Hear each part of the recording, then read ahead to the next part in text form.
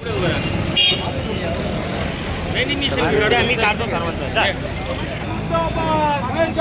मुर्दाबाद मुर्दाबाद मुर्दाबाद दहशतवाद मुर्दाबाद मुर्दाबाद पाकिस्तान दहशतवाद मुर्दाबाद दहशतवाद मुर्दाबाद दहशतवाद मुर्दाबाद आतंकवाद मुर्दाबाद मुर्दाबाद मुर्दाबाद दहशतवाद मुर्दाबाद मुर्दाबाद मुर्दाबाद आतंकवाद मुर्दाबाद मुर्दाबाद मुर्दाबाद पाकिस्तान मुर्दाबाद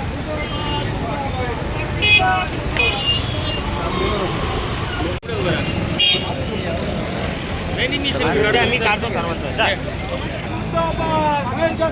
मुर्दाबाद मुर्दाबाद मुर्दाबाद मुर्दाबाद दहशतवाद मुर्दाबाद मुर्दाबाद पाकिस्तान मुर्दाबाद मुर्दाबाद पाकिस्तान मुर्दाबाद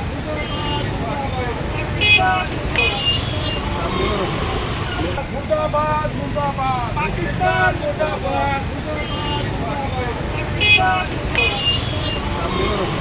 तिरंगा फडकलाच पाहिजे अशी आमची मागणी आहे. पासून जम्मू काश्मीरची शांतता या दहशतवादी पाकड्यांना सहन झाली नाही आणि त्यांनी आज आपल्या देशामध्ये सुट्टीचा काळ सुरू असताना आणि काश्मीरमध्ये लोकांची चहलपहल वाढलेली असताना, पर्यटकांची गर्दी वाढलेली असताना, काश्मीरच्या जनतेला रोजगार मिळालेला असताना या दहशतवादी अतिरेक्यांनी त्या पर्यटकांवर भ्याड हल्ला करण्याचं काम केलं. त्याचा खऱ्या अर्थाने छत्रपती शिवाजी मुस्लिम ब्रिगेडच्या वतीने आम्ही निषेध करत आहोत. परंतु आपली यंत्रणासुद्धा त्या ठिकाणी पाहिजे होती, परंतु आपल्या यंत्रणेचं तरी कुठेतरी चुकलेलं आहे आणि आपली यंत्रणा तिथे उपलब्ध नव्हती. त्यामुळे आज एवढं मोठं हत्याकांड घडलं. कारण दहशतवादी हा दहशतवादी असतो, त्याला कोणती जात नसते, त्याला कोणताही धर्म नसतो.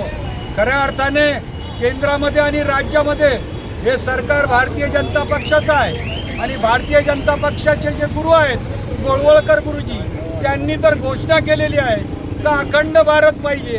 आज आम्ही मागणी करत आहोत, मोदीजी आता या अतिरेक्यांचा बिमोड करण्यासाठी एकदा इस्लामाबादवर तिरंगा फडकवून दाखवा.